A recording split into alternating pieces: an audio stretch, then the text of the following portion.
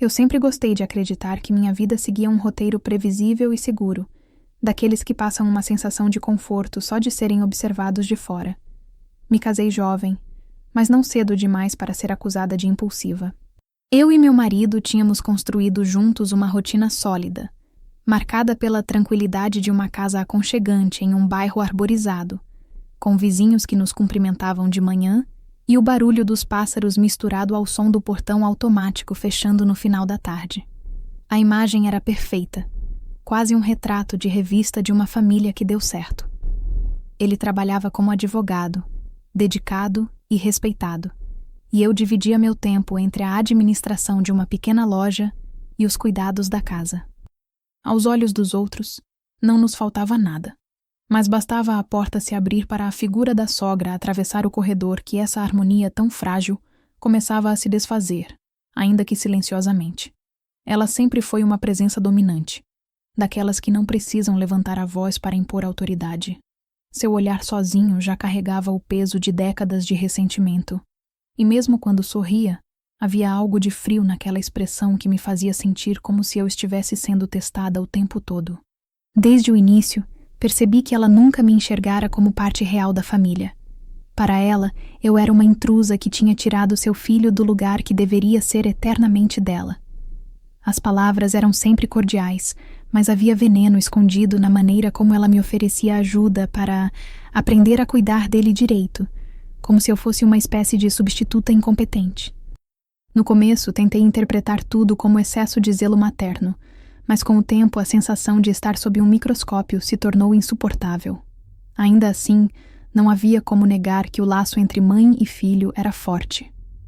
Meu marido a recebia com alegria, e ela vinha com frequência, sempre trazendo pequenas comidas, sobremesas ou até mesmo receitas tradicionais que jurava serem indispensáveis para manter as raízes da família vivas.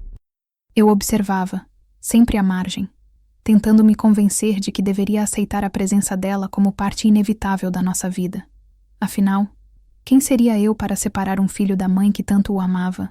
Essa ideia me acompanhava, e, de certa forma, me impedia de enxergar que o desconforto não era apenas uma questão de ciúmes ou de espaço, mas algo mais profundo que se infiltrava lentamente no nosso cotidiano. Nos primeiros anos de casamento, meu marido era forte, raramente ficava doente. Mas algo curioso começou a acontecer com o tempo. Era quase uma coincidência matemática que, após cada visita da mãe, ele passava mal. Primeiro vieram as dores de cabeça, que pareciam surgir do nada e o deixavam exausto no sofá. Depois, episódios de febre baixa, uma espécie de mal-estar que ele atribuía ao estresse do trabalho. Eu aceitava a justificativa porque também via o peso que ele carregava no escritório, os prazos intermináveis, as pilhas de processos. Mas a coincidência era persistente demais para ser ignorada. Cada vez que a sogra atravessava nossa porta, sorridente com um bolo ou uma garrafa de vinho caseiro, dias depois meu marido estava de cama, com aparência abatida e uma fraqueza que não combinava com o homem saudável que eu conhecia. Nessa fase inicial, eu ainda não ousava falar nada. Parte de mim tinha medo de parecer paranoica, de ser acusada de estar inventando problemas para justificar a antipatia que sentia por ela. Outra parte, talvez mais profunda, preferia não acreditar em nada além de coincidência, porque reconhecer um padrão perigoso significaria colocar em xeque a estrutura da minha própria vida. A casa, o casamento, a paz que eu tentava preservar, dependiam de eu fechar os olhos para certas coisas. Mas o incômodo crescia a cada visita, e o sorriso da sogra parecia cada vez mais carregado de intenções ocultas. O cenário, portanto, era de uma vida perfeita, apenas na superfície. As manhãs ainda começavam com café passado na hora, e a mesa arrumada com cuidado, mas por trás desse quadro havia uma tensão silenciosa que se infiltrava como rachaduras no cimento. Eu tentava manter o tom alegre quando amigos vinham nos visitar.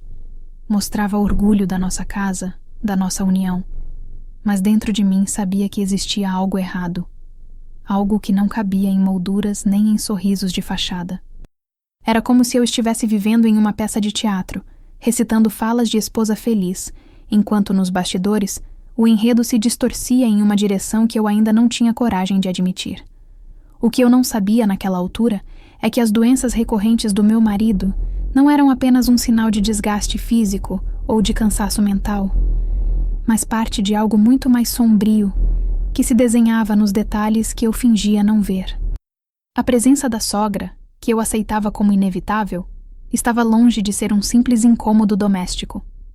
Ela carregava consigo uma sombra que começava a tomar conta de cada espaço da nossa vida. E a cada visita sua, mais eu sentia que o equilíbrio aparente estava prestes a ruir. Era apenas o início, mas a sensação de que havia algo envenenando nossa rotina já estava ali, crescendo dentro de mim como uma certeza sufocante. Com o tempo, a coincidência deixou de ser uma palavra que me confortava e passou a soar como uma desculpa frágil, quase infantil, que eu usava para não encarar a realidade. Era impossível ignorar o padrão que se formava diante dos meus olhos.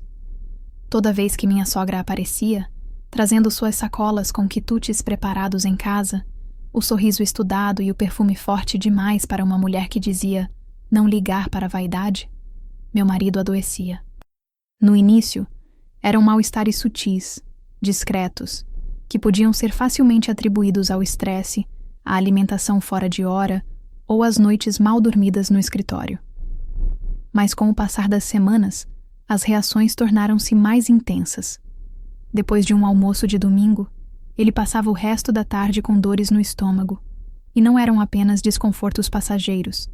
Eram crises que o deixavam pálido, suando frio, como se um veneno invisível corroesse por dentro.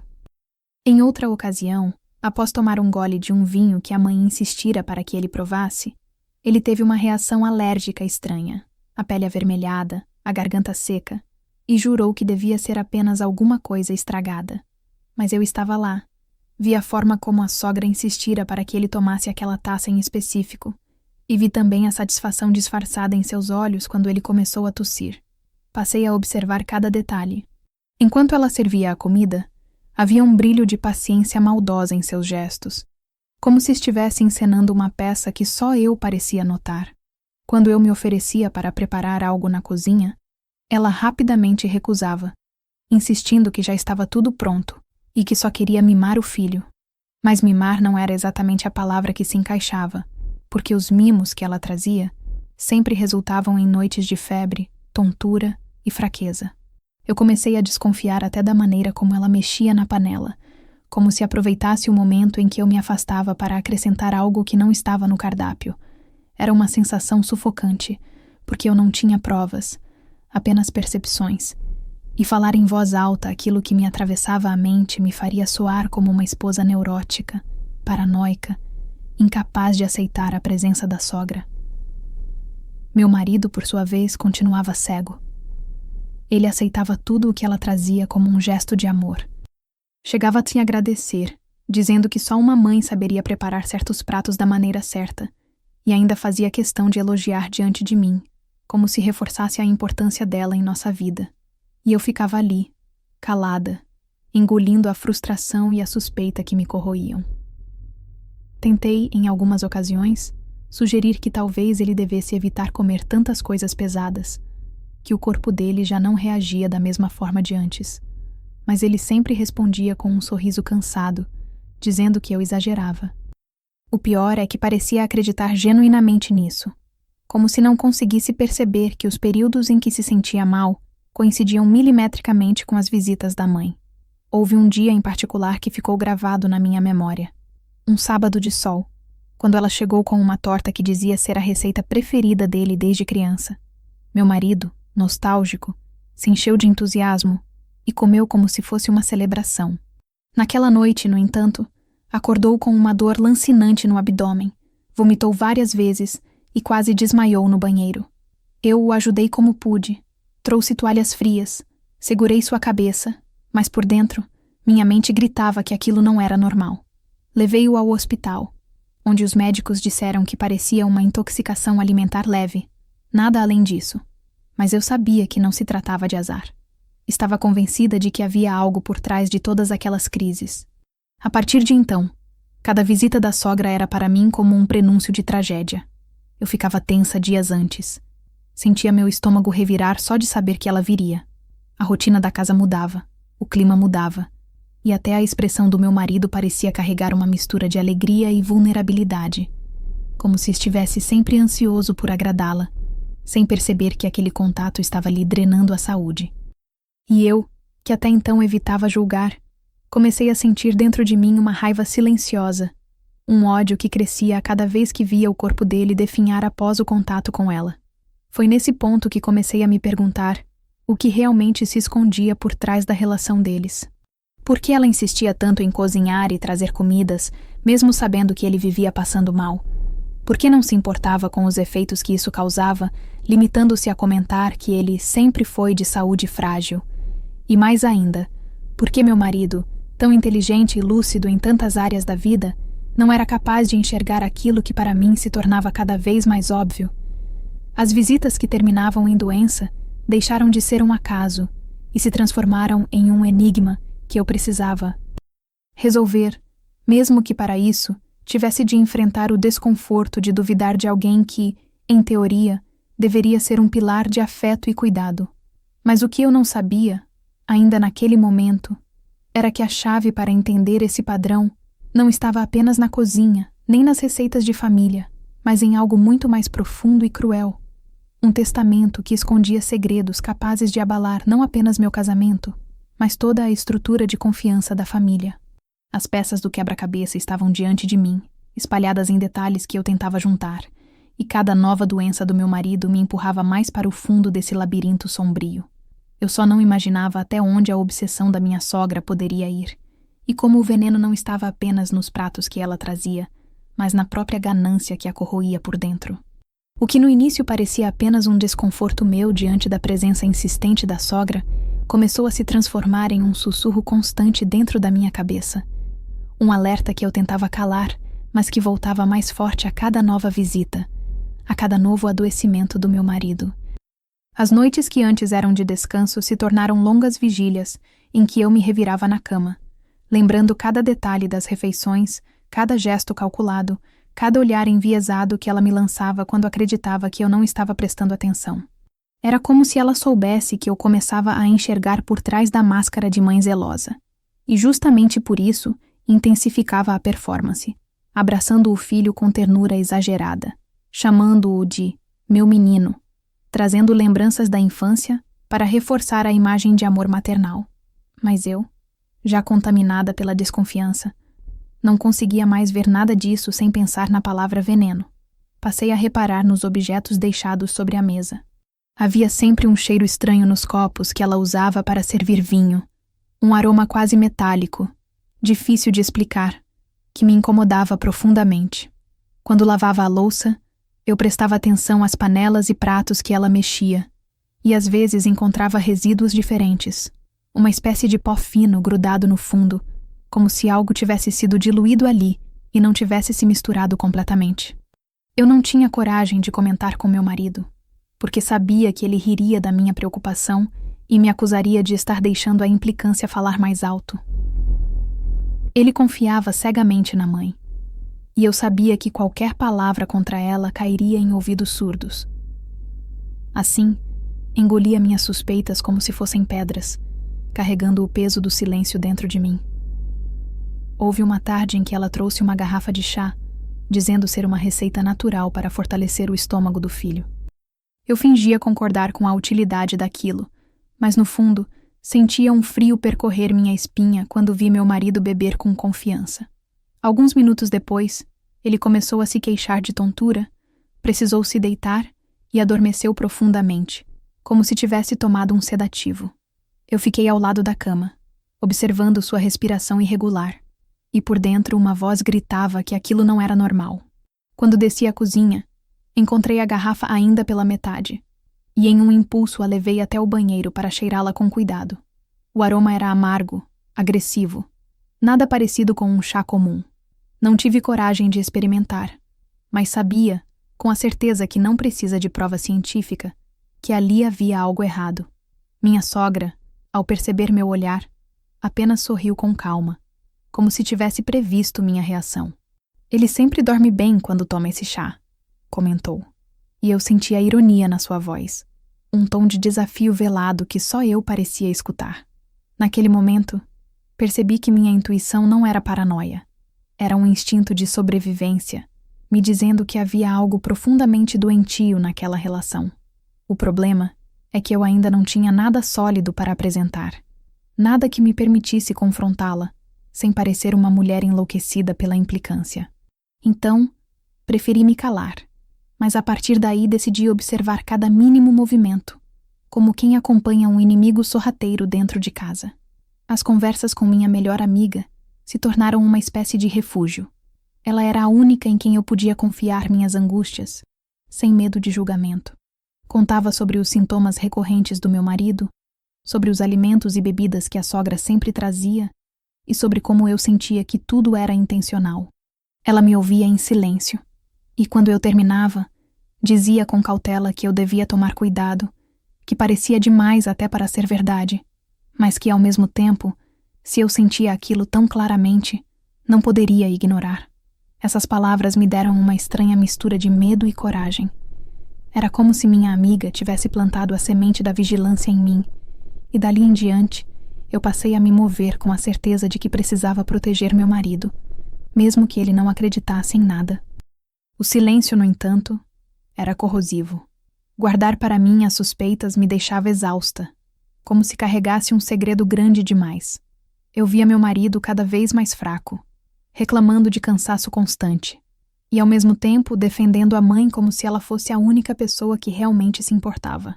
Essa inversão me feria profundamente, porque enquanto eu passava noites cuidando dele, trazendo compressas frias e medindo febre, era ela quem recebia o mérito de ser a figura amorosa que estava sempre por perto. A injustiça desse papel me consumia, mas eu sabia que, para ter qualquer chance de mudar a situação, precisava de mais do que palavras.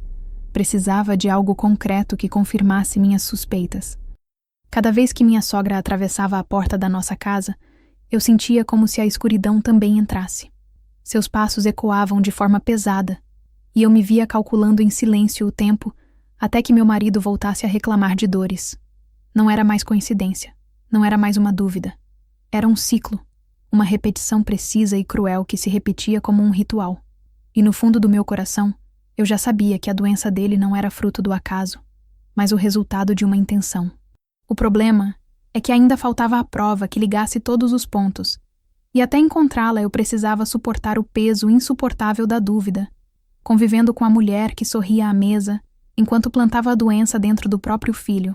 Foi nesse período que comecei a sonhar com venenos, com copos cheios de líquidos escuros, com pratos fumegantes que escondiam armadilhas. Eu acordava no meio da noite com o coração acelerado, imaginando se não estaria de alguma forma vivendo ao lado de um crime lento e silencioso. E embora minha mente tentasse me convencer de que era apenas fruto da imaginação, algo mais profundo insistia em me avisar. Aquilo era apenas o começo, e a verdade, quando viesse à tona, seria muito mais cruel do que eu ousava supor. Com o tempo, aquilo que antes se insinuava como um pressentimento se transformou em um peso constante dentro de mim, como se eu carregasse um segredo inconfessável que me sufocava mais a cada dia. Eu me via dividida entre duas versões de mim mesma. A esposa racional que buscava explicações lógicas para os sintomas do marido e tentava acreditar que tudo não passava de coincidência, e a mulher atormentada que enxergava em cada gesto da sogra uma ameaça disfarçada. Essa guerra silenciosa acontecia dentro de mim, um conflito que eu não ousava expor a ninguém, nem mesmo a minha amiga que tantas vezes me ouvira, porque agora as palavras pareciam pesadas demais para caberem em conversas. Quando me olhava no espelho, enxergava no meu próprio rosto as marcas do medo, o olhar mais cansado, a boca contraída, como se estivesse envelhecendo anos em poucos meses. Meu marido, alheio a tudo, continuava a tratar as visitas da mãe como momentos de carinho. Quando eu insinuava que talvez não fosse bom para ele comer tantos pratos pesados, ele ria e dizia que eu me preocupava demais, que ela só queria o bem dele. Era como se houvesse uma barreira intransponível entre a minha percepção e a dele. E quanto mais eu tentava atravessá-la, mais isolada eu ficava. Eu pensava se não seria eu mesma a estar adoecendo de dentro para fora, se a obsessão em encontrar sinais não estaria corroendo minha sanidade. Às vezes, à noite, quando ele já dormia, eu ficava parada ao lado da cama, olhando para o seu rosto pálido, e me perguntava se não estava imaginando tudo, se a doença não era apenas reflexo da fragilidade que qualquer ser humano pode ter. Mas então me lembrava das crises que sempre coincidiam com as visitas da sogra, e a dúvida voltava a me perseguir com ainda mais força. Era como viver em dois mundos ao mesmo tempo. De dia, eu representava a esposa equilibrada, cuidando da casa, da loja, conversando com vizinhos como se nada estivesse errado. À noite, me transformava em uma vigia paranoica, analisando cada detalhe, lembrando de cada aroma estranho, de cada palavra ambígua dita pela sogra. Eu sentia que a qualquer momento poderia perder o controle de mim mesma, que o simples ato de desconfiar já me transformava em alguém que eu não reconhecia. Havia uma parte de mim que desejava confrontá-la diretamente, jogar na cara dela minhas suspeitas e exigir respostas. Mas havia outra, ainda mais forte, que me dizia que sem provas eu estaria assinando minha própria sentença de descrédito. Meu marido nunca acreditaria em mim sem algo concreto, e eu me tornaria a vilã da história, a esposa má que tentou afastar o filho de sua mãe. Esse medo de ser desacreditada me calava, mas também me corroía. Eu começava a evitar a companhia da sogra sempre que podia, alegando compromissos na loja, cansaço ou dores de cabeça. Mas mesmo assim, ela insistia em aparecer, como se soubesse que minha ausência a favorecia. Quando eu não estava, meu marido se entregava totalmente ao que ela trazia, e as consequências vinham horas depois, quando ele já não tinha mais forças para levantar da cama. Eu o observava sofrer em silêncio, e dentro de mim crescia um ressentimento que eu não conseguia mais controlar. Sentia raiva dele por não enxergar, raiva dela por persistir, e raiva de mim mesma por não encontrar coragem de tomar uma atitude definitiva. Em certos momentos, cheguei a duvidar da minha própria humanidade. Eu me pegava desejando que algo acontecesse diante dos meus olhos, que um erro da sogra a entregasse sem que eu precisasse dizer nada, como se só assim eu pudesse me livrar da culpa de ser a acusadora. Esse pensamento me assustava, porque parecia cruel demais, mas era inevitável. Eu estava encurralada entre a necessidade de proteger o homem que eu amava e o medo de destruir o frágil equilíbrio da nossa vida. Era como se eu carregasse dentro de mim uma bomba relógio, pronta para explodir, mas que eu tentava retardar com silêncio e fingimento. As noites em claro se multiplicavam. Eu andava pela casa às escuras, escutando cada ranger do piso, cada estalo da madeira, e sentia como se os próprios cômodos carregassem o peso do segredo que eu não conseguia revelar. A cozinha, em especial, tornou-se um lugar hostil. O simples cheiro de comida me lembrava das visitas e das crises subsequentes do meu marido. Passei a sentir repulsa por pratos que antes eu adorava, porque já não conseguia separar o alimento do veneno imaginário que eu temia estar escondido em cada receita. Até meu apetite desapareceu, e eu emagreci sem perceber, como se meu corpo acompanhasse a deterioração da mente. Eu estava sozinha dentro da minha própria vida, e essa solidão era mais cortante do que qualquer olhar de desconfiança que eu pudesse receber de fora. Dentro de mim, crescia a certeza de que havia algo terrível acontecendo, mas a ausência de provas concretas me paralisava. Era como se eu estivesse presa em uma jaula invisível, onde a chave dependia de um detalhe ainda oculto. Eu sabia que mais cedo ou mais tarde, a verdade encontraria uma forma de se revelar, mas até lá, eu precisava conviver com essa batalha interna, com essa guerra silenciosa entre a sanidade e a suspeita, entre o amor e a raiva, entre a confiança e o medo. E a cada visita da sogra, a cada copo servido, a cada prato oferecido, essa guerra ficava mais difícil de suportar, como se a linha que me separava da loucura estivesse se tornando cada vez mais tênue. O silêncio que eu vinha carregando dentro de mim, pesado como pedra, começou a se quebrar no instante em que algo mais concreto surgiu diante dos meus olhos. Um detalhe que poderia passar despercebido a qualquer um, mas que para mim soou como um grito, uma revelação sufocante que não permitia mais que eu me escondesse atrás de desculpas ou da ideia de que tudo era apenas fruto da minha imaginação. Era uma tarde abafada de terça-feira. Minha sogra tinha aparecido sem avisar, como já fazia com frequência, e eu estava particularmente cansada depois de um dia longo na loja.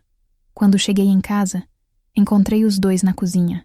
Ela rindo com aquele riso que parecia ensaiado, oferecendo um copo de suco ao meu marido, que bebia com a confiança de sempre. Fiquei parada na porta por alguns segundos, observando, e a sensação de desconforto me percorreu inteira, mas mantive o sorriso falso para não parecer hostil. Minutos depois, meu marido subiu para descansar, e ela permaneceu sozinha, mexendo nas coisas como se fosse dona da casa. Eu decidi entrar em silêncio na cozinha depois que ela saiu da sala, e foi então que reparei na pia.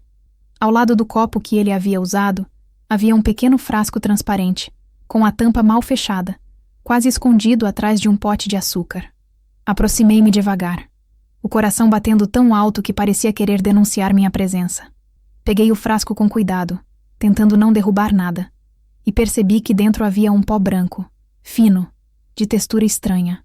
Não tinha cheiro marcante, mas ao tocar com a ponta dos dedos, sentia a aspereza de algo que não fazia parte de nenhum tempero comum. Meu corpo inteiro gelou. Voltei a colocar o frasco no lugar exato em que estava, como se o simples ato de mexer nele pudesse mudar a cena, mas aquele momento já havia se gravado em mim. Eu sabia que não era paranoia. Ali estava o detalhe perturbador que confirmava minhas suspeitas. Não falei nada naquela hora, porque o medo era maior do que a coragem. Mas comecei a observar ainda mais de perto. Nos dias seguintes, percebi que o frasco aparecia e desaparecia, como se ela o levasse e trouxesse conforme sua necessidade. Reparei também que, sempre que ele surgia, meu marido adoecia de maneira mais intensa. Não eram apenas enjoos ou tonturas. Eram crises violentas que o deixavam de cama, sem forças, e às vezes com a respiração pesada. Eu passava as noites em claro ao lado dele, segurando sua mão, sentindo o corpo suado e febril, e por dentro, um desespero me consumia. Queria gritar, confrontar, exigir explicações, mas a ausência de provas concretas me prendia. O frasco era a primeira evidência real que eu tinha visto, mas ainda assim, diante de outros, poderia ser descartado como simples tempero ou remédio natural. A dor maior era saber que eu estava tão próxima da verdade e, ao mesmo tempo, tão impotente diante dela. Certa vez, depois de mais uma visita, fui arrumar a cozinha e encontrei no fundo da gaveta um pequeno invólucro de papel, amassado, como se tivesse sido escondido às pressas. Dentro, restava apenas um resquício do mesmo pó branco. Segurei aquilo nas mãos tremendo, sabendo que não podia jogar fora, mas também sem saber o que fazer com aquilo. Era o tipo de coisa que parecia insignificante, mas que para mim era o pedaço que faltava para completar o quebra-cabeça. Decidi guardá-lo. Escondi em uma caixa no meu armário, como se fosse um segredo entre mim e meu medo. Passei dias pensando se deveria levar aquilo a um laboratório, se deveria procurar um médico, se deveria mostrar ao meu marido. Mas todas as opções pareciam arriscadas demais. Se eu mostrasse a ele, ele riria ou, pior, me acusaria de estar delirando. Se eu procurasse um médico, talvez me julgassem exagerada. Então, permaneci em silêncio, mas agora com um segredo guardado que pesava como chumbo. Aos poucos, meu comportamento começou a mudar. Passei a seguir minha sogra com os olhos, analisando cada movimento, esperando que em algum momento ela se denunciasse sozinha. Notei como ela sempre se oferecia para servir as bebidas, como fazia questão de preparar pratos que só ela poderia mexer, como afastava minha mão quando eu tentava ajudar. O detalhe perturbador não era apenas o frasco ou o invólucro de papel, mas o padrão inteiro que se desenhava diante de mim. Era como se eu tivesse tirado um véu dos olhos, e agora pudesse enxergar o roteiro que ela seguia com frieza calculada. E por trás de cada gesto havia um único objetivo: enfraquecer lentamente meu marido, sugando dele a vida sem que ele ou qualquer outra pessoa percebesse. Essa percepção me deixou ainda mais isolada. Agora eu não apenas suspeitava, eu sabia. Mas saber sem poder provar era uma tortura. Caminhava pela casa como se fosse uma estranha em meu próprio lar, observando cada detalhe, cada cheiro, cada copo sobre a mesa. Até a água que ela oferecia parecia carregar uma ameaça. Eu já não conseguia confiar em nada, e esse estado constante de alerta me consumia. Mas ao mesmo tempo, essa vigilância me dava a sensação de que, mesmo sem provas, eu estava protegendo meu marido, como se minha atenção fosse a única barreira entre ele e a destruição completa. Foi nesse ponto que comecei a entender que o envenenamento não era apenas físico, era também psicológico. Minha sogra não apenas contaminava os pratos, contaminava também a atmosfera da casa, me fazendo sentir sempre acuada, desconfiada, em dúvida sobre a minha própria sanidade. O detalhe perturbador que eu havia descoberto não era só a evidência material, mas também a constatação de que eu estava lidando com alguém capaz de manipular não apenas substâncias, mas também emoções, memórias e percepções. E o mais terrível era saber que, de alguma forma, tudo aquilo estava ligado a algo maior. Um segredo guardado em silêncio que envolvia não apenas meu marido, mas toda a família. Eu ainda não sabia ao certo o que era, mas a sensação de que havia um motivo oculto, uma razão forte o suficiente para justificar tamanha crueldade, começou a me acompanhar. Naquele momento, eu não podia prever que esse motivo estava escondido em um documento antigo, guardado a 7 chaves, que determinava quem ficaria com o que depois da morte do meu marido. Eu ainda não tinha acesso a essa informação, mas já sentia que a doença dele era apenas a superfície de uma trama mais profunda, onde a ganância era o verdadeiro veneno que corroía os laços de sangue. Depois de encontrar aquele frasco e guardar o invólucro de papel como se fosse uma peça condenatória, percebi que já não podia mais viver apenas da suspeita. Precisava de algo mais concreto, algo que pudesse transformar o meu medo em certeza e, sobretudo, me dar condições de agir. Mas não podia ser de forma aberta. Não podia correr o risco de ser pega em flagrante, porque minha sogra era esperta demais, desconfiada demais, e qualquer passo em falso faria com que ela recuasse e apagasse os rastros que deixava. Foi assim que nasceu em mim a ideia de investigar em silêncio, de transformar a minha vida em uma espécie de jogo perigoso em que eu precisava ser sempre mais astuta do que ela, mesmo que isso me custasse noites em claro e dias de tensão constante. A cada visita, eu me preparava como quem se prepara para uma batalha invisível. Disfarçava o nervosismo com sorrisos, oferecia ajuda de maneira casual, mas na verdade estava sempre atenta aos detalhes. Onde ela deixava a bolsa, o que tirava de dentro, em que momento se aproximava da cozinha.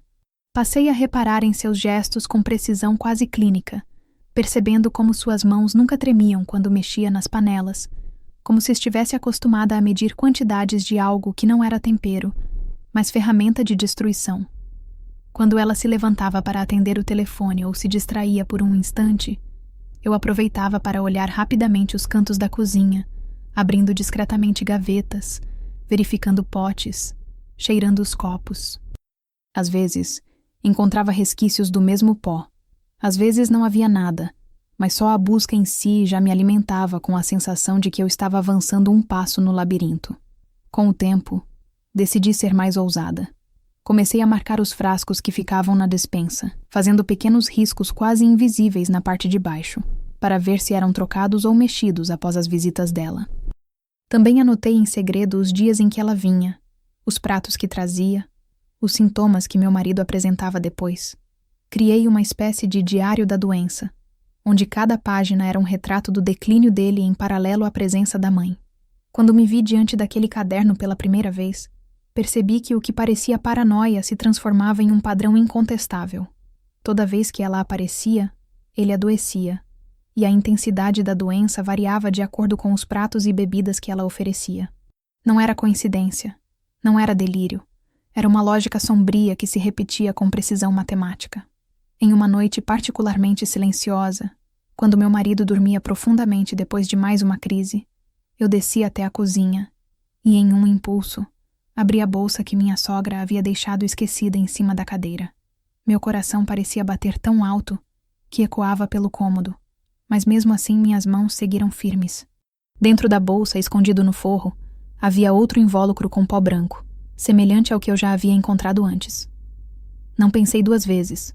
Retirei um pouco, envolvi em papel e escondi comigo.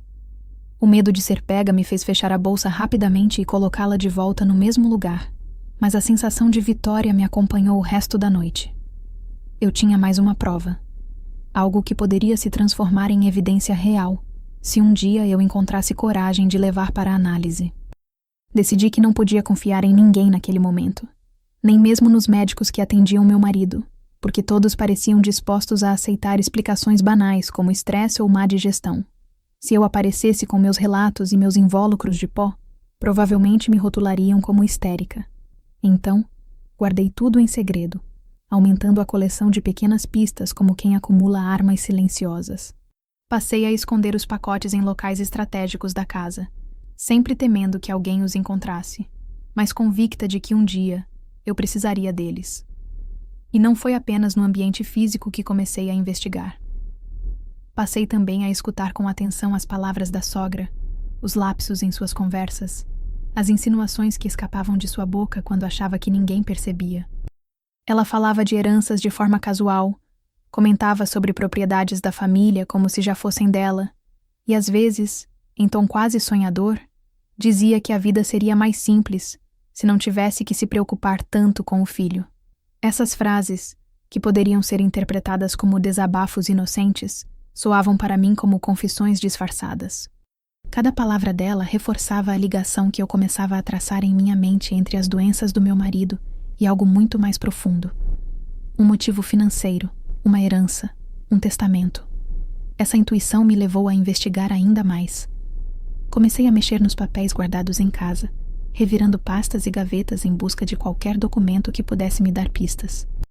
Descobri, depois de algumas noites de buscas silenciosas, que meu marido era o herdeiro principal de um patrimônio considerável deixado pelo pai, mas que a mãe ainda tinha participação em alguns bens. O detalhe que mais me chamou a atenção, no entanto, foi um trecho do testamento que previa que, caso meu marido viesse a falecer antes dela, todo o patrimônio retornaria para as mãos da mãe. Ao ler aquelas linhas, senti um arrepio que percorreu meu corpo inteiro. De repente, tudo parecia se encaixar com perfeição cruel. As visitas, os venenos, a insistência em cuidar da alimentação dele. Tudo fazia sentido quando visto à luz daquela cláusula. Eu estava sozinha em minha investigação, mas já não havia mais espaço para dúvidas. O que eu precisava agora era transformar todas aquelas suspeitas, todas aquelas pequenas provas, em algo incontestável. Mas para isso, eu teria de ir mais fundo, montar uma armadilha, observar ainda mais de perto, arriscar cada vez mais. A investigação em segredo tinha se tornado minha única missão, a única forma de proteger o homem que amava e, ao mesmo tempo, de me proteger da sensação de impotência que ameaçava me engolir. Eu sabia que o jogo tinha se tornado perigoso, mas não havia volta. A verdade estava ao meu alcance, e mesmo que me custasse tudo, eu precisava desmascarar a mulher que fingia ser mãe, enquanto lentamente envenenava o próprio filho por ganância. Eu já vinha há semanas vivendo sob o peso de um segredo que não podia ser partilhado com ninguém, acumulando invólucros de pó branco, anotações escondidas e um caderno de sintomas que se transformara em um diário de dor. Mas nada me preparou para o momento em que as suspeitas ganharam contornos jurídicos, quando percebi que o veneno não estava apenas nos copos e pratos que minha sogra oferecia, mas em um documento frio e impessoal que tinha o poder de decidir o destino de toda a família. Foi em uma madrugada silenciosa, dessas em que a insônia se tornava companhia constante, que resolvi abrir novamente a pasta onde meu marido guardava documentos antigos. Eu já havia remexido ali antes, mas sempre de forma apressada, com medo de ser pega. Dessa vez, no entanto, senti que precisava de coragem para ir até o fim. Enquanto ele dormia no quarto, respirando com dificuldade por causa da febre que o consumia, sentei-me no chão da sala com a pasta aberta diante de mim. Entre certidões, registros de imóveis e contratos, encontrei o envelope que mudaria tudo. Era o testamento do pai dele, um documento com páginas amareladas pelo tempo, mas ainda carregando a força das palavras registradas em cartório. Li cada linha com atenção crescente, e quanto mais avançava, mais minhas mãos tremiam. Ali estava escrito, de forma clara, que meu marido era o herdeiro principal de praticamente todo o patrimônio do pai. A casa onde vivíamos, os imóveis alugados, as aplicações financeiras, tudo seria dele.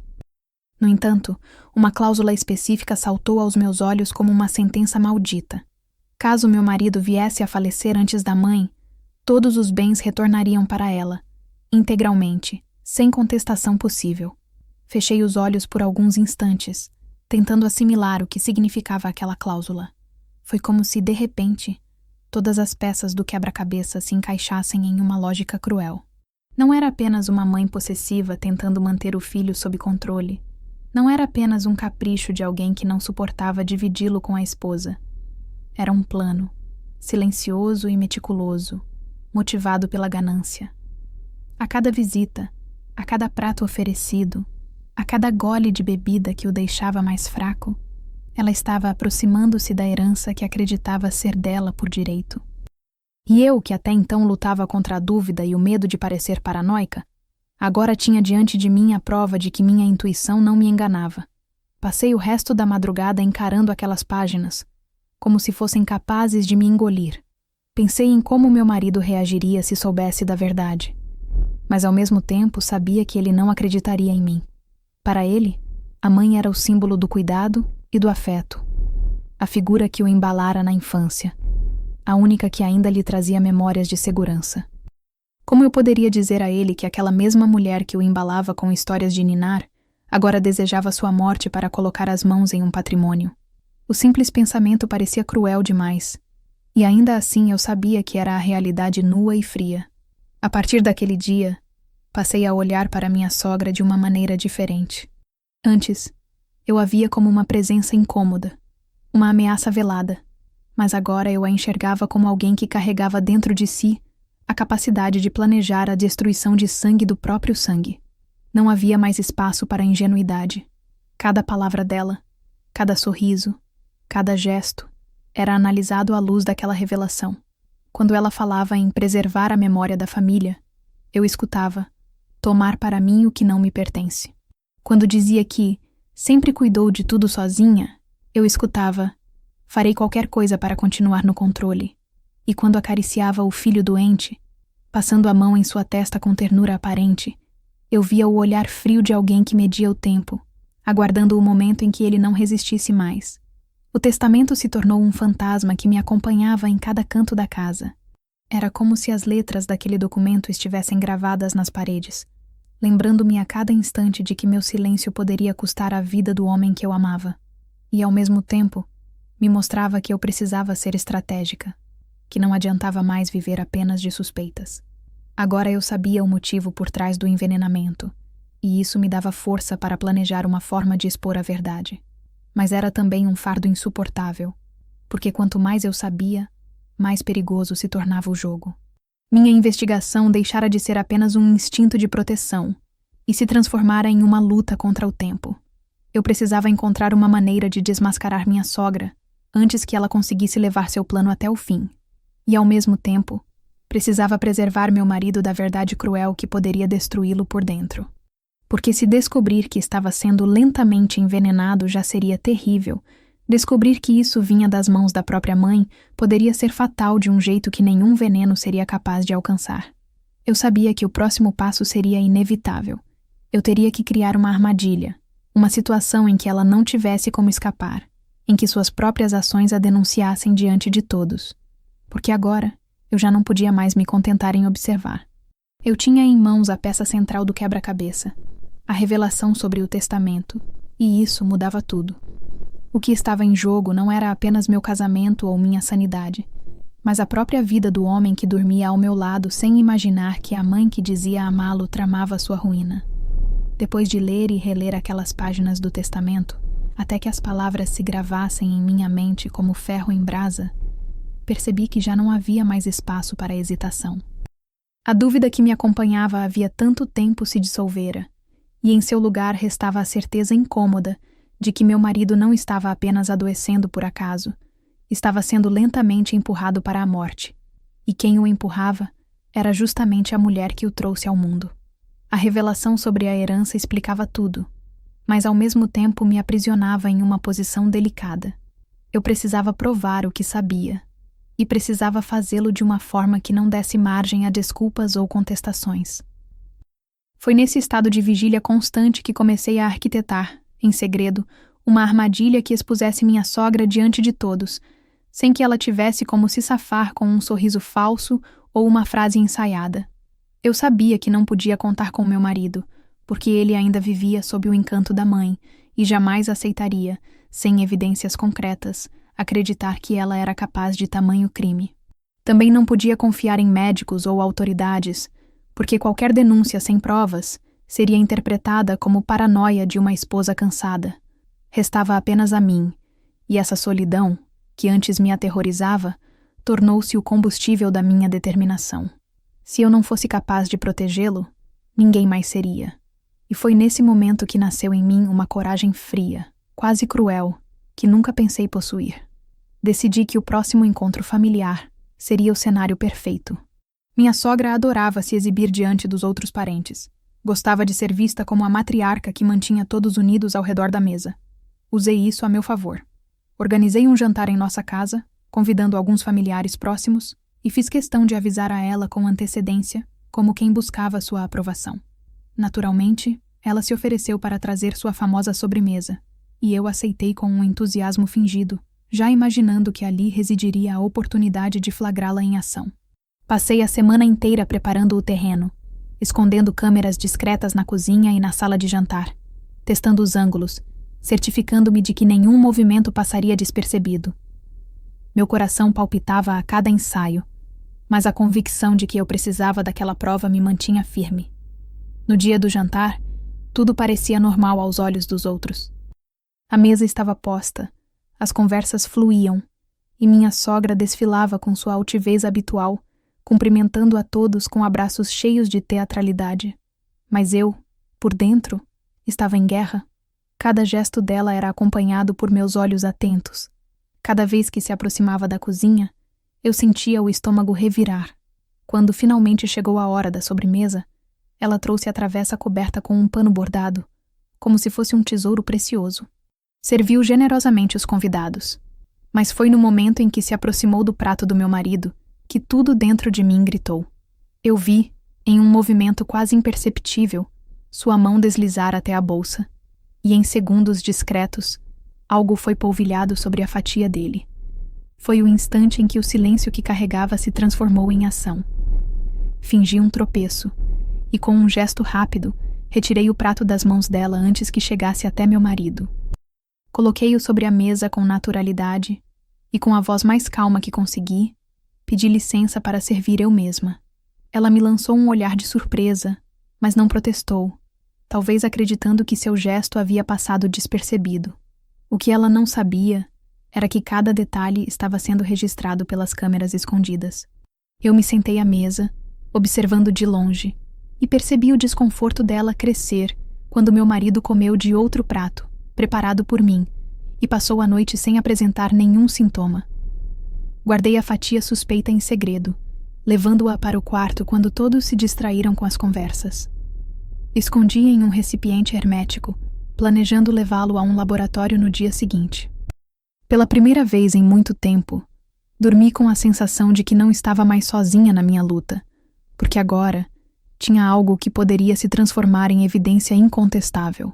Mas ao mesmo tempo, sentia que o perigo aumentava, porque se ela desconfiasse de que estava sendo observada, poderia se tornar ainda mais imprevisível. Nos dias que se seguiram, revivi as imagens captadas pelas câmeras inúmeras vezes, cada movimento dela ampliado na tela, cada gesto revelando a frieza com que executava sua rotina. Não havia mais como negar. Minha sogra estava envenenando o próprio filho. E mais do que isso, fazia isso com a paciência de quem conta os dias, de quem espera o momento certo para colher os frutos de sua crueldade. A armadilha funcionara, e eu agora tinha em minhas mãos não apenas suspeitas, mas registros visuais que poderiam expor a verdade diante de todos. Ainda assim, o medo não me abandonava. Eu sabia que precisava escolher o momento certo para revelar tudo, que qualquer passo em falso poderia transformar minha vitória em derrota. Mas uma coisa era certa: Eu já não estava mais apenas reagindo. Já não era mais a esposa silenciosa que engolia a angústia em silêncio. Eu havia assumido o controle do jogo e, pela primeira vez, sentia que tinha poder sobre a situação. A armadilha estava montada. A prova estava guardada. E em breve, chegaria a hora de expor diante de todos a mulher, que, em nome da ganância e do testamento, envenenava lentamente o próprio filho. Aquela noite do jantar, que para os outros parecia ter sido apenas mais uma reunião em família, continuou reverberando dentro de mim como o prelúdio de uma tempestade inevitável. Eu havia conseguido capturar em imagens o gesto quase imperceptível da mão da minha sogra. Havia salvo a sobremesa contaminada e escondido em recipiente seguro o pedaço que deveria ter sido servido ao meu marido. Pela primeira vez em meses, senti que não estava mais refém de suspeitas, que tinha algo concreto em mãos, mas o peso daquela verdade era maior do que qualquer alívio. Passei dias em silêncio, evitando olhar diretamente para ela sempre que nos encontrávamos, mas por dentro, arquitetava como daria o próximo passo, como expor diante de todos a mulher que sorria como matriarca, enquanto tramava a ruína do próprio sangue. Decidi que não podia mais carregar sozinha aquele fardo. O caderno de anotações, os invólucros guardados, o pedaço da sobremesa e as imagens gravadas não podiam continuar escondidos apenas comigo, porque se algo acontecesse, tudo se perderia.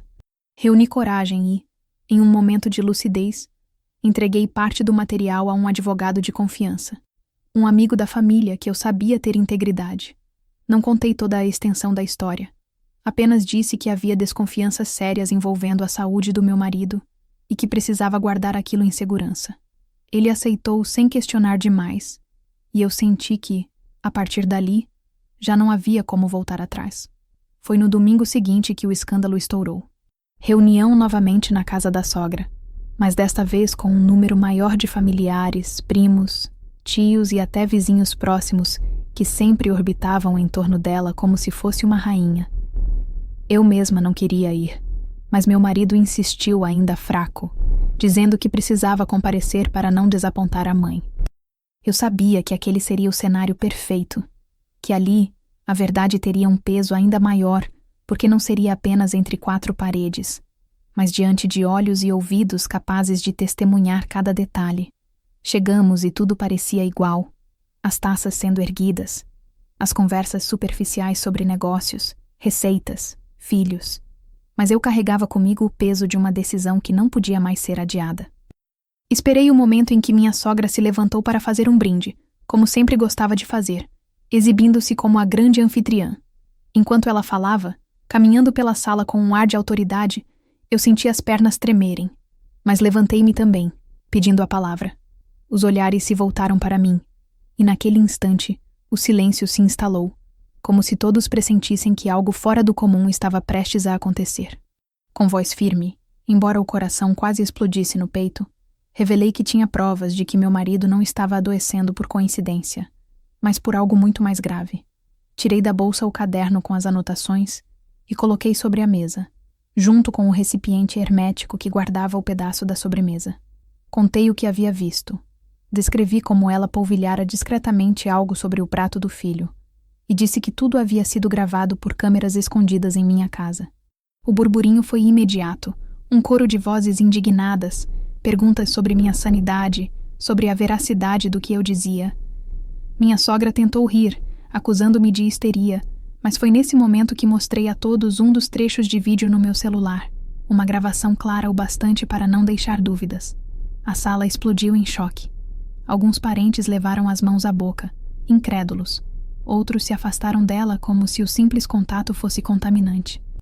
Meu marido, pálido e confuso, olhava da tela para a mãe como se não fosse capaz de compreender. Ele murmurava, não pode ser.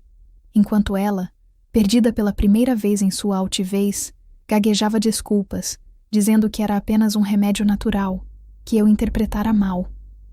Mas ninguém acreditou.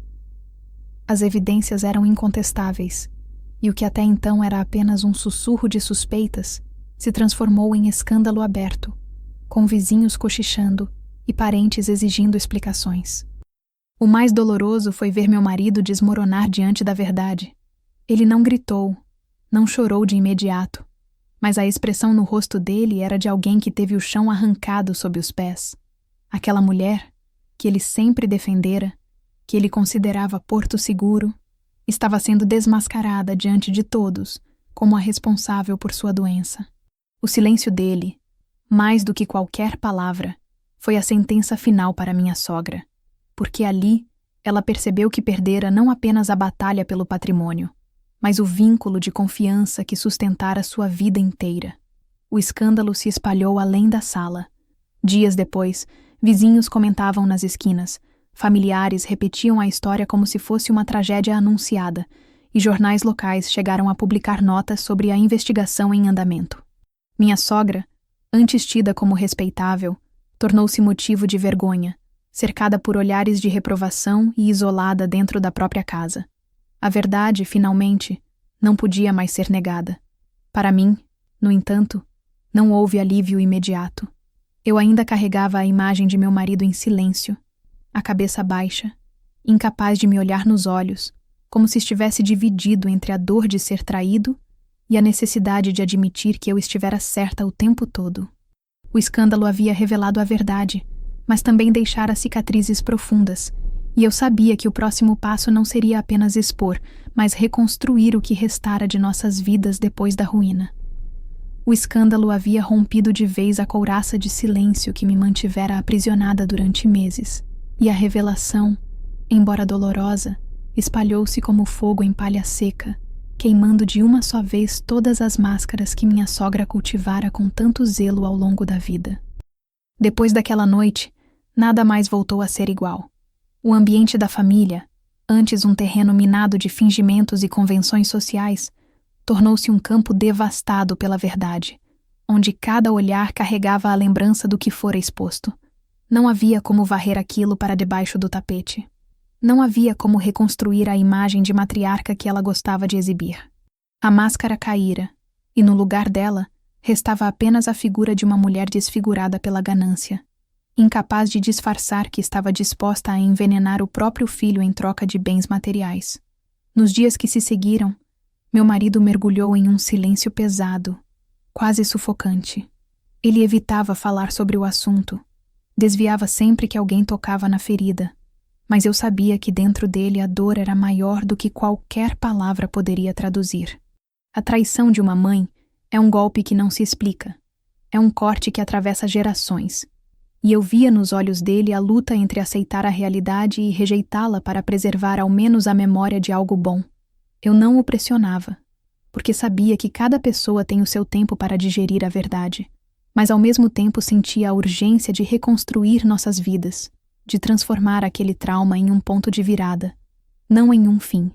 Foi nesse momento que percebi que a libertação não viria apenas da justiça ou da punição dela, mas da nossa capacidade de seguir adiante, sem carregar o peso da sombra dela em cada passo.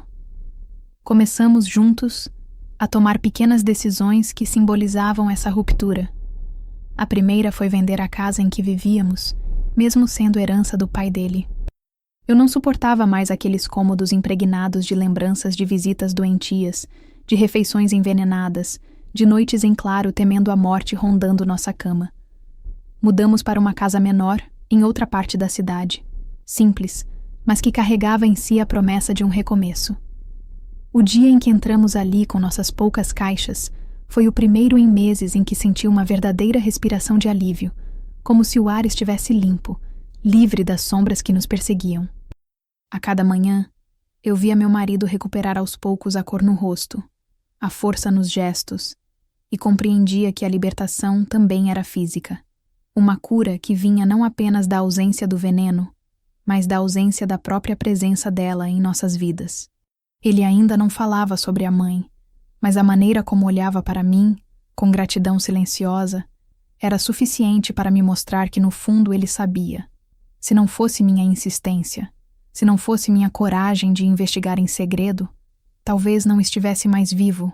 Essa percepção me deu forças para enfrentar os comentários da vizinhança, os olhares de curiosidade e até as críticas veladas de alguns parentes que ainda tentavam defender a imagem de uma mulher que já não existia. Eu não precisava mais me justificar, porque a verdade já tinha se revelado. E a verdade, mesmo quando dói, liberta. O processo judicial veio em seguida, inevitável depois das provas apresentadas. As autoridades assumiram a investigação.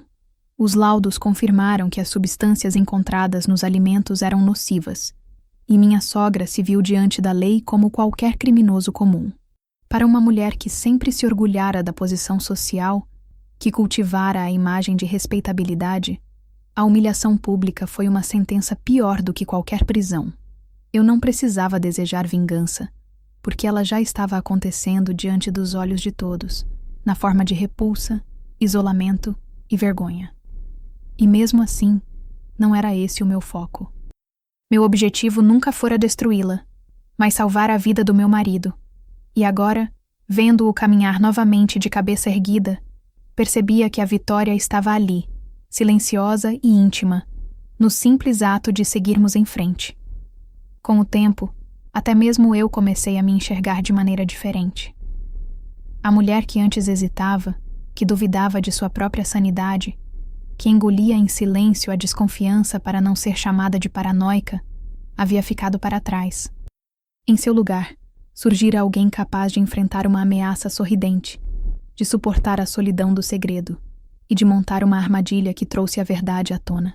Eu descobri em mim uma força que jamais imaginei possuir, e essa força agora me acompanhava em cada decisão, em cada passo do novo caminho que estávamos construindo. Não foi fácil, e talvez nunca seja totalmente indolor, mas aprendi que a libertação não vem de apagar o passado, e sim de transformá-lo em aprendizado. Hoje, quando caminho pelas ruas da nova vizinhança, quando fecho a porta da nova casa sabendo que ali não há sombras escondidas, sinto que a vida me devolveu a paz que pensei ter perdido para sempre. E ainda que as cicatrizes permaneçam, elas já não me definem, são apenas marcas de uma batalha vencida. O novo começo não foi feito de grandes gestos, mas de pequenas certezas, a de que meu marido ainda está ao meu lado, vivo, a de que a verdade sempre encontra um caminho, por mais sufocada que esteja, e a de que eu mesma nunca mais permitirei que o silêncio me aprisione. A vida segue, e pela primeira vez em muito tempo, sinto que sigo com ela, liberta das correntes de uma história que quase me destruiu, mas que acabou me ensinando que a força mais poderosa é aquela que nasce no fundo da alma, quando tudo ao redor parece desmoronar.